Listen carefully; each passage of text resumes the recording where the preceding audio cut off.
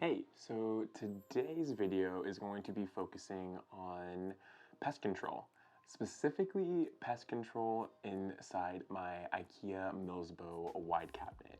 So yesterday I was doing a little bit of watering, getting things all checked, and as I was going into the cabinet right to the side here, I noticed some pretty substantial amount of spider mites on my Alocasia caprea, which then led me to check kind of all the rest of the plants inside there, and the majority of them also have spider mites right now. So none of the plants are looking bad or like have spider mite damage on them really yet. So I don't think we're too late into the game, but it is something that needs to be taken care of now before it gets any worse. So that's what we're gonna do. So I am going to take all the plants out, disinfect them, and do what I normally do when it comes to pests and things of that nature. And I guess I'll just talk a little bit about the plants and whatnot. A lot of these are plants that I imported from Ecuador. It'll be kind of fun to talk about these ones and kind of show where they're at, because a lot of these plants have been a journey, especially if you've ever like imported from like Ecuador. They usually come like not rooted up. It's usually kind of a hard time for the rehab, but yeah, so I think it'll be a fun little video. It'll be fun to talk about the plants, but most importantly, we gotta take care of those spider mites.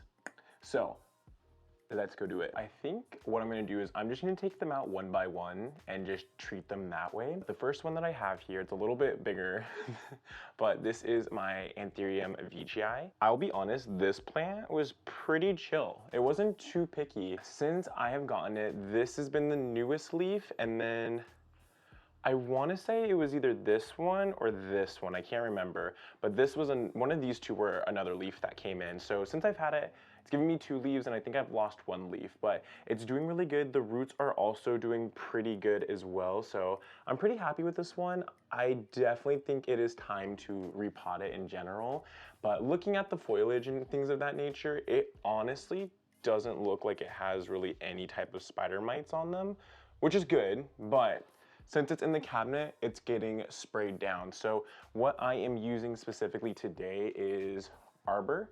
It is the Bio Insecticide, not sponsored by any means. It's a pretty good like pest control, I would say. We use it in the store that I work at, or the nursery that I work at, and I feel like it helps out a lot. Finally bought it. I'm gonna end up just using it in my own collection. Before I was using something called We the People. It was like a neem oil type of spray. That one's more of a preventative and like a leaf shine versus actually like treating for any type of pest. The Arber Bio Insecticide should be good for like mealies, thrips, I think aphids, like a bunch of other stuff as well too. So I just do a little smidgen in a small bottle with water and then just stir it up.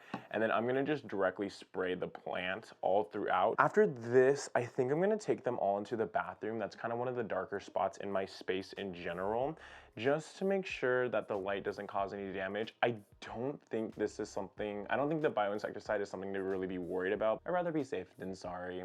So let's get started with that. So I'm just gonna go through and just really spray the leaves. I hope it doesn't mess up my table. I kind of just was like, oh well, if it does, it does. This table wasn't anything super special. It's cool, but nothing super special. I'm just making sure I get a really, really good layer all over it. If they don't seem like they have like really anything crazy going on, like, you know, really bad spider mites or anything like that, I might just spray it and leave it as is and let it just naturally dry out. If I see like a ton of spider mites like I do on the caprea, I'll probably end up wiping them off and then spraying them again just to be on the safe side. But I'm so proud of this new leaf. I was wondering how big it was gonna get because it looked like it was gonna come in massive, which it still did. I'm like in love. This is one of my absolute favorite anthuriums, I think. There's something about the ripples on the leaves. It just reminds me of like Aliens, like the movies. I don't know, there's something about that that's always been fascinating to me. I think it's just the stylization of it, and so I'm a huge fan. So whenever I was able to get this plant, I was super geeked on it. So as you can see, it's nothing crazy. I'm making a huge mess, but what's new? I feel like no matter what you do in regards to plants, it's gonna be messy. So with that one being done, I'm just gonna put it over to the side, and I'll take them all into the bathroom in a little bit, and I'm gonna go through and start grabbing some more of them as well. Next plant we have here is my Philodendron El Chaco Red? El Chaco Red? I'm blanking out right now on the name. I know it has a different name, and I, for the life of me, forget all the time. This plant has been like a journey. If you have ever imported plants or think about importing plants, and this is just from anywhere, like Indonesia, any place that like is, you know, from like another country and they're sending it just in moss, your philodendrons are going to be like practically dead. So like be ready. You can kind of see I actually was able to revive this. I thought it was going to be donezo, but I was able to revive it. I had it just in perlite, and then I have like a little catch cup. So this is what it's in. You can see all the roots. It's doing really good. It's starting to grow out from the bottom. This is just the other cup. So it's time for water. So I'll water this afterwards as well too. The aerial roots are doing great. I'm getting a little new growth spot right there. So if you're gonna import anything, personal opinion, what worked for me, highly recommend perlite. Something like perlite seemed to do really, really good for these, so I highly recommend it. I'm about to get another leaf here. I had 3 leaves on this, but an older leaf died, which I'm cool with. I'm pretty sure both of these are new leaves for me. So with this one though, same situation. I see the mites on here, but they are barely on. They haven't really done anything. This leaf right here has just a tiny bit more of them and a little bit of webbing. I think this one will be an easy kind of cleanup as well. So same thing, just really going through and making sure it is nice and coated. This is honestly probably one of my favorite philodendrons right now. I think people have like been into these for a while, and I might be late to the game, but either way, I'm beyond ecstatic that I was able to get this one to come back. I'll see if I have photos and maybe I'll attach them on. When I first had it and when I was first messing with it, I thought it was a goner. I tried putting it straight into moss and it ended up rotting like a big part of the stem, so I thought I was going to have to just wet stick it. I ended up putting it in perlite just in time, and this is what happened. I do plan on taking it out of the cabinet pretty soon. Once this leaf comes out, I think that's when I'll end up doing it. I want it to just come out, get kind of settled in and whatnot, but it's also very much time to repot this, and I have the perfect pot for it as well. I'm very excited. I haven't bought it yet, but the vision is there. 2023 is also going to be the year of like me getting pots finally, because that's not something I've ever really cared about, but it's something that I'm absolutely craving. For the plants that I care about, I want to get pots that like truly complement the plant. That's kind of like my goal right now, and so I found the perfect one for this. I'm so excited. It's gonna be such a good look when I finally do it. Fingers crossed this wipes them out and I don't have to keep doing this, but like I said, this and the Vici both really didn't have anything too crazy going on. They were a little bit farther away from the alocasia. It's the stuff that's closer to that I'm a little bit more worried about. Let's go on to the next plant. The next one here is going to be my Hoya polynera. It's also nicknamed like the fishtail Hoya. Very beautiful. This thing hates me. Like, I got this in a Facebook group. God, like, I believe maybe about 7 to 8 months ago, and this is it. It has not done anything for me. I have put it against a south-facing window and gave it tons of light. Nothing. Put it in the greenhouse, hopefully higher humidity. Nothing. Nothing has worked for this Hoya. This is the first time I've ever had a plant like not do something for me. At some point in time, I usually get something from a plant. This has been the longest, the absolute longest it's been. And it seems to be doing worse and worse. That might just be me being a negative Nancy, but yeah, like I've checked it out. I made sure there's like no pests, and I don't know. I think maybe it could be time for like a repot to try, because like it's giving me roots. It's doing things. It's living its life, but it's just not happy. And I feel like it's starting to get slowly more yellow. But either way, I am going to spray this one down too. I don't see anything, but anything inside the greenhouse is getting hit today pretty much. If you have any tips for Hoyas, like my Hoya compacta variegata, like my other 3 Hoyas, my Hoya Crimson Queen, like all of them are freaking thriving. Like they don't give me any issues. This is the only one I can't figure out. I was hoping the higher humidity would get some of these roots to start to grow, but nope, they're just chilling. They're just, you know, doing their thing. I might try doing a repot soon and see maybe like new fresh soil might help. And then I also will be fertilizing this one a lot more in the growing season. It's definitely moved a lot. It's a just in that cabinet. The leaves were kind of like placed a little bit different when it was outside, but it's just not doing much for me. Love it. Can't wait for it to grow if it wants to. At this point, if I do find another fishtail Hoya somewhere for a decent price that's more grown out, or at least showing new growth, I might just buy it and I might pot them together and just hope that this one does something while the other one actually does work and stuff. Once again, really cool Hoya, beautiful. If you ever get to your hands on one, I highly recommend just holding it up to like a good light source. You can just see the details in the leaves, and it's honestly one of the most stunning foliage in my opinion. It really is something that I don't think can be done justice unless you get to see it in person and whatnot. But yeah, this one is all set and ready. So let's go on to the next one. So the next one I have here is a lemon lime plant. It is a Maranta. I don't remember the Latin name off the top of my head. So this is actually 2 individual cuttings. As you can see, one cutting is having a pretty good time. The other one, not so. I think for this one, my issue was I had it too close. There's like a little gnat that's on this one too. I had it a little bit too close to one of the fans, and I think it just didn't like that direct air hitting it in this back area. So I think what I might end up doing for this one, I'm gonna spray it down like normal, but I think the plan in the future is I think I'm gonna just repot this down to a 4-inch. I don't think it needs to be in a 6-inch. The roots were really grown out, which is why I was like, man, I don't know, maybe I should put it in here. Plus I'm having a second one, or you know, a different cutting, so maybe that's a good idea. So in my head, I was just like, move it up, it'll be fine. I don't think it's fine. I don't think it's as happy as it could be. So I think that will be a plan in the future too.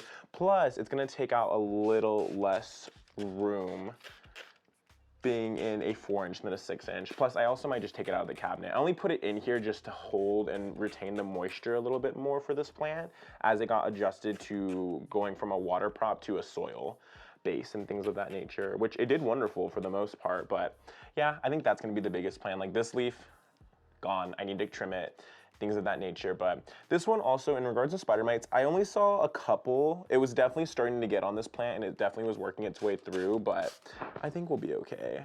Trying to make sure I get into like the little sheets and all the cracks and crevices, especially for like calatheas and plants like these where they curl and they have a lot of little individual spots, the sheets. Like even too, I went back and really hit the El Chaco red again because I was worried I wasn't hitting it enough and making sure I was getting into all the little cracks and crevices. Once all the plants are out of the cabinet, I am going to give it a really good wipe down. Since most of these are also imports from Ecuador and things of that nature, I've been holding them just in like moss and perlite, and they've been doing phenomenal.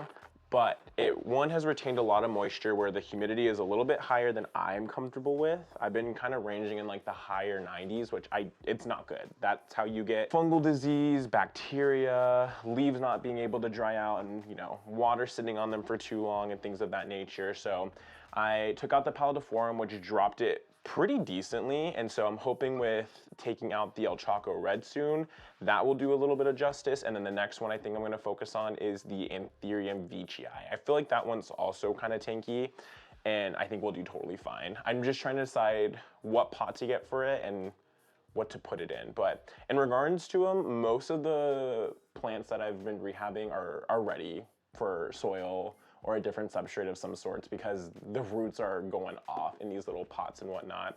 But yeah, on to the next. My next one here was technically my first Antheria. This is my Anthurium radicans luxurians. Honestly, it was doing so good. This was the one leaf it came with when I got it.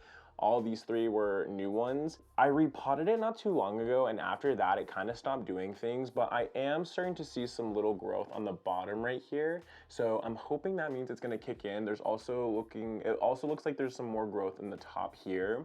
So we'll kind of work and see what kind of goes on. It's a really cool plant. It honestly was giving me like leaves pretty quickly and pretty crazily. So I'm hoping now that it's been in here and it's been growing for a while that the root system's kind of getting more adjusted and it's going to be ready to give me some new leaves or some new foliage, because some of these leaves are not the prettiest.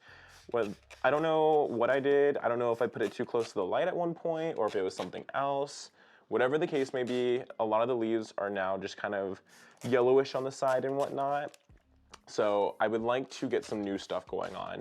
In theory though, I'm pretty easy Anthurium. Like if you're trying to get in Anthuriums, I think this is a really good starter one. I don't even think it needs to be in the cabinet if I'm gonna be 100% honest. I think it would be totally fine without being in the cabinet, but I just have it in there just because it was one of my first ones. I was excited. I wanted to treat it well. So I was like, you deserve to be in the cabinet. After I see some new growth, if I can get maybe like a couple more leaves in here and I can maybe trim off this and like some little baby one right here, I think I might take it out and find a cute little pot for it or something as well too. As you can see, I have 2 plants in this one, and that is because they are the same exact plant and they're actually from the same exact plant. So not only are they the same, but they came from the same area. So this was one of the chunks, and then this was the other part of the chunk. So I mentioned it in the previous video that I was able to root them up both. This was the one I had laying in sphagnum moss in like a little to-go sushi container. This other one here, I ended up putting it in perlite. This was actually my first attempt at perlite. It worked out pretty well. You can start to see like the roots on this one haven't been going too crazy, but like they are starting to show up pretty well, which is super exciting. Like I said, I highly recommend perlite. It's been a really good experience, and it is a pretty accessible and I would say affordable type of material. You can use it for so much, but in regards of using it as like a substrate or like for propagation, I think it's phenomenal. Just kind of, especially if you're doing it for the first time, I think what I wish I would have done for some of these is fill up the bottom with perlite and then draw a line and then put the plant in and fill the rest up. That line would be a good indicator of how high you should want the water, just so you know where to go and you don't accidentally fill it up too high where it's the stem itself is sitting in any water, which could potentially cause rot. They've been both doing good. It looks like it is getting a little bit of brownage on there. I am not sure what that might be from. I don't know if it is because of the spider mites. This one does have a little bit more. I do see a slight bit of webbing on like these 2 leaves here, but nothing too crazy. And then on this one's smack dab next to, right next to the alocasia, unfortunately. So it is definitely getting a spray down. The entire pole is also gonna get a spray down just to be on the safe side. And I definitely do see some bigger mites. And I even think this could be potential spider mite damage, and I just didn't realize at the time. So this is a Philodendron verrucosum Amazon Sunset. I think the biggest difference is the backing on these ones compared to like a normal verrucosum, but also there's so many different variations of verrucosum. So I don't know. When I saw the photo of this one, I just really loved how vibrant the backs are. So that's kind of what attracted me to it in general. I think what I'm gonna do for like these plants, especially the ones that are just in perlite, I'm probably gonna flush them out after this, just because I don't want the insecticide to be sitting in there. I don't think it's bad for the roots. I'm pretty sure you can even make the concentrate into like a watering can and water the soil as well, if I recall properly. So not really worried in those regards, but at the same time, I'd rather be safe than sorry. I don't want to cause any damage to these plants that can be potentially avoided if I just, you know, take a couple extra steps. But yeah, you can see as the leaves get bigger, like you really do start to see that like bright red in the back, and it is honestly such a beautiful and attractive looking thing. My biggest thing with this is, from what I've read everywhere, they need high humidity, which it is getting high humidity. My goal though now is, since I'm slowly taking things out, I just need a little bit more. I think my goal for like these plants and pretty much this cabinet in general, I want the cabinet to be set at like 75 to 80% humidity. It's just so hard in the winter time, and with everything being in moss and most of these plants being in like 8-inch pots, the humidity has always been high. Finally tackling it, I'm getting it back down. The plants are ready to get out of the cabinet, so I'm feeling a lot more confident, and I think by doing so, it's going to help one of the pickiest plants I think I've ever owned in my life, which is the Anthurium werequinum, or the Queen Anthurium, which I will be grabbing next. This is the Anthurium werequinum. She's pretty freaking dry right now, so it needs a good soak. One of the pickiest plants I've ever owned. I don't let it stress me out, just because every time a leaf dies, I get a new one. So I'm like, cool. But I think the biggest issue with this plant is the fluctuation of humidity. It has gone from something decently moderate to something very high, and also just like any movement, any change is enough to kind of stress it out. I try to be more cautious when moving it around and changing its placement. When I had it more behind other plants, I felt like it did better. Now that I have it right up here, I think with the grow lights and just getting the natural light, I don't know if it's too much or what the case is, it is giving me a new growth point back here, which is super exciting. And this leaf's gonna go, but this has been the newest one, and it's yellowing. It's not the happiest, but like I said, I don't really let this one stress me out. It always gives me something new. I just kind of roll my eyes whenever it wants to be dramatic, which is, you know, 96% of the time. But in regards to this one here, Not anything too crazy. I do see a couple little mites on here. Other than that though, I'm a big fan of the queen. I think it's a really cool anthurium. It is a little bit more finicky. I highly recommend higher humidity for this one. You'll hear that from pretty much anyone and everyone, I feel like. But my goal is to get it down to, like I said, maybe about like a 70% humidity. If I can do that, that would be really cool. I would even like to get to the point where I could potentially even take it out of the cabinet. Like I said, these ones had a couple of them, but it's nothing crazy. I'm not too worried about it. This one has gotten a nice spray down. Like I said, this one definitely needs water, so I'm gonna water it. This is the main culprit. I know it is, because this is the one that's looking the worst out of all of them. It is my Alocasia caprea. It's about to give me a new leaf too, so even with all these spider mites on it, it's still prevailing, still pushing through, which I adore. And this leaf looks like it might be massive, so I'm super stoked about that. Other than that though, it's been a really cool plant. It acclimated super easy, wasn't a big issue at all, and the roots have really grown in too, which is exciting. I can definitely repot it into something else. I just haven't done it yet. I'll do it at some point. Even with how many spider mites are on this plant and kind of all over the leaves in general, there's not really any damage. There's not that typical spider mite damage that you see. I still don't know if there's a specific reason. I'm assuming potentially it might be because of the higher humidity. I don't know, that's just a hunch. I don't think it's right, but I can have hunches. I do think after a good spray down, it should be looking nice and good, but I'm going to hit this one up and then it is going to be time to clean up the cabinet, which shouldn't be anything too crazy. I'm just gonna disinfect it, wipe down the glass, clean up around the fan areas, give it a couple hours to air dry, and then we'll throw everything back in. As a bonus, I wanted to show this one off. This is a Drosera sundew. It is a carnivorous plant. It is such a beautiful, beautiful plant. I put it in the cabinet just because it's nice bright light and I feel like it would just be easier, and it has been.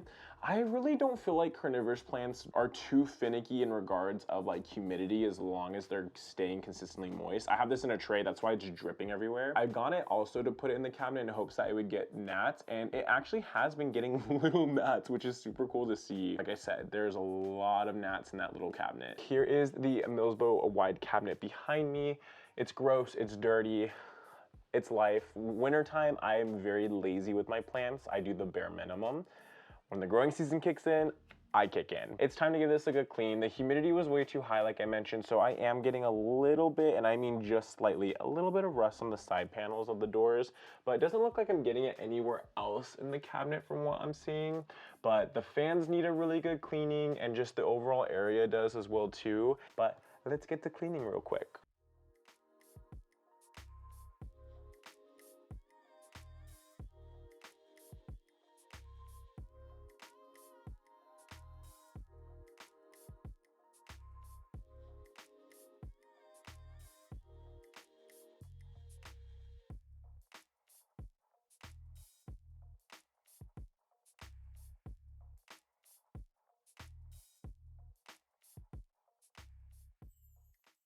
Alrighty, so finished the cabinet. It is nice and clean now, so feeling very accomplished overall with that. I'm going to move all of these little babies into the bathroom like I mentioned, somewhere a little dark, let them dry off. Honestly, a lot of them are almost there. It's almost like just the back sides of the leaves are a little bit more moist, but either way, gonna give them their time to dry off. Make sure the insecticide is doing its thing. And then other than that, I will, once they're all good, I will put them in the cabinet. That will be pretty much the wrap up. So I will be back when that happens. It's been a couple hours. All the leaves are pretty much dried out from what I'm seeing at the moment. So from there, I am going to put everything back in the cabinet. I do feel like I'm gonna hit everything, like I said, once again, maybe another time in about a week, maybe a little bit longer. I'm gonna see how things go. I am gonna put the alocasia back in there, which like I said, I'm pretty sure that's the culprit. I'm gonna try my best to see if maybe I can put it on its own area and then almost kind of try to seclude it a little bit better.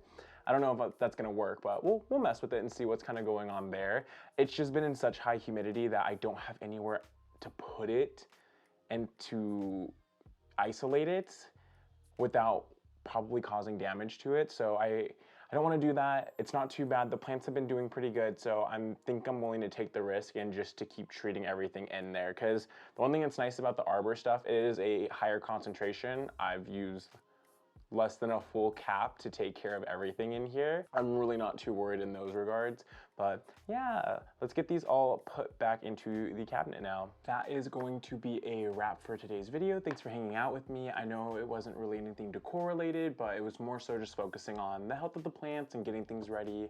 As the growing season approaches, I'm gonna try to take it a little bit more serious, because like I said, in the wintertime, there's just so much stuff that's out of my control that I just don't care, and I try not to stress myself out about it.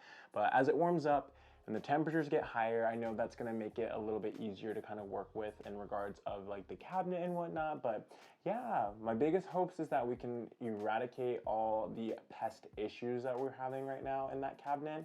I'm feeling really good that we gave it a good clean.